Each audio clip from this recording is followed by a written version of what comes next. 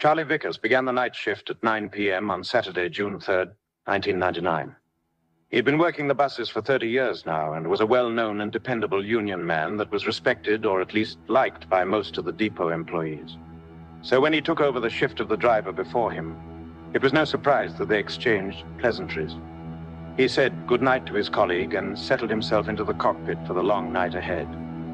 He started up the machine and listened to it grumble and hiss like a giant mechanical bison, then set off into the night. Even though the rain was very heavy that evening, the town of Eichmann was still unusually quiet for a Saturday.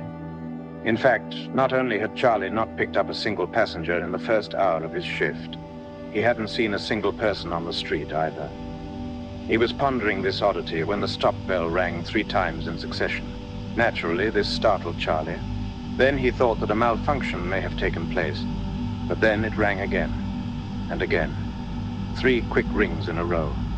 Then he thought that maybe someone, unusual as it may seem, had gone unnoticed on the 2nd floor of the big red double-decker.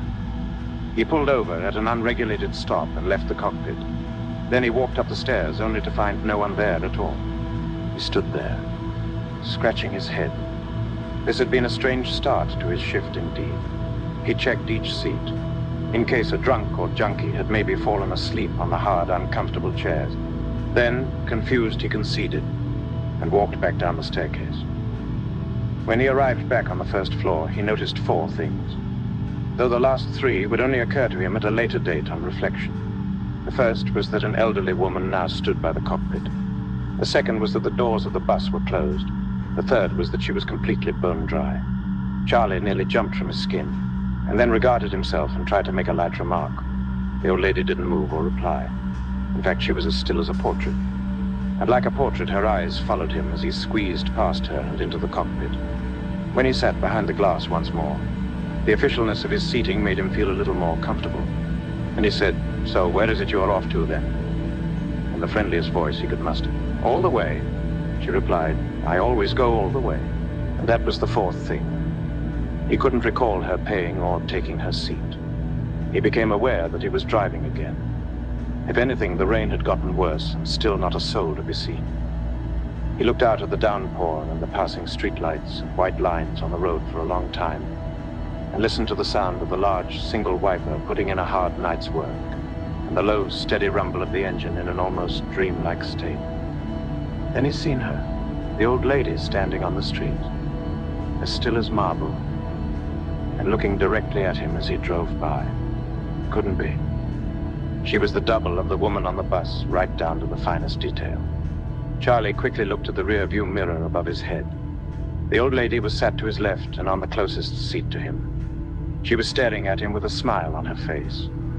There was intention in that smile. Realizing he'd been looking in the mirror too long, he quickly checked the road again, then back to the passenger.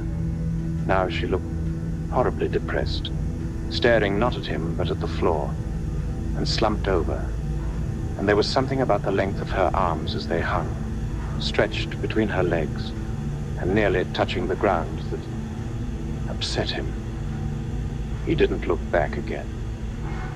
He'd get her to the last stop and get this weird old woman off his bus. The remainder of the journey took about 25 minutes, though to Charlie it might as well have been 25 hours. But even though he didn't look in the mirror again, he could feel her creeping up his back, like the whisper of a horrible, best forgotten secret. As the last stop approached, he heard it. The same 3 dings, in the same fashion as before. He stopped the vehicle. The doors opened and the old woman walked towards them. She didn't look at him when she passed, but stopped with her back turned to him on the last step, the step he'd most wished she'd taken. Then she said, "Do you remember him? The boy in the bushes? Do you remember him? Because he remembers you." "What did you say?" said Charlie, unaware of why he was offended and frightened by her question. "Get the hell off my bus, you old witch! Get the hell off my bus!" The old woman stood still. Her frame looked wrong somehow. Then she started to laugh. A laugh floated as if it no longer came from her. Charlie could now hear it from behind his head. "Get off my bus. "Get the hell off my bus," was the last thing he could remember saying before he fell into a deep unconsciousness. Charlie Vickers awoke to the sensation of being suffocated. His eyes burst into life. There was something over his mouth. When he tried to remove it, he realized that his hands and feet were bound. He was strapped to a bed. He could hear something resembling a woman's voice. His head was darting left and right. Then he focused in on a face he knew as well as his own. Margaret, his beloved wife. She was saying something that he couldn't quite hear, and rubbing his damp hair and forehead.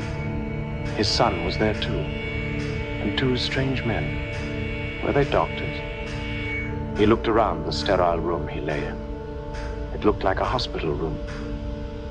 As he took in more of his surroundings, he noticed something odd. There was a thick black bush in the left-hand corner of the room. He stared at it. Something was moving inside it. Charlie looked back to his wife. She leaned back and folded her arms and smiled. The doctors and his son were now smiling too, as if a joke was being played, and Charlie was his punchline. The rustling continued as a thin gray foot and leg slowly slid from the bush. Then another followed. Then an emaciated back. And then the bald head of a small boy appeared. It turned and looked at Charlie. Its expression almost unsure at first. Then its face changed to a thing of pure, unadulterated malice. Charlie screamed into the large oxygen mask that covered his face, as the thin gray thing that once was a boy came for him like a broken demonic puppet.